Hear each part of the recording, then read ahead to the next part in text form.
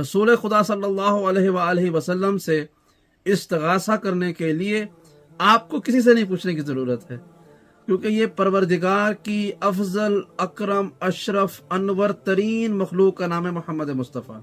تو آپ کو کسی سے نہیں پوچھنا فلاں نے کہا جائز ہے، وہ چھوڑیں، آپ جانیں، آپ کا رسول جانے، آپ کا خدا جانے۔ تو استغاثہ رسول کیسے کرنا ہے؟ بڑا آسان سا طریقہ ہے۔ کسی بھی نماز کے بعد، فجر، ظہر، عصر، مغرب، عشاء، کسی بھی نماز کے بعد آپ 33 مرتبہ جب تسبیح سیدہ پڑھ لیں تو 33 مرتبہ آپ نے جملے کہنے ہیں، الصلاۃ والسلام بعدد ما فی علم اللہ علیک وعلی آلک یا سیدی یا رسول اللہ اغثنی سریعا بعزت اللہ۔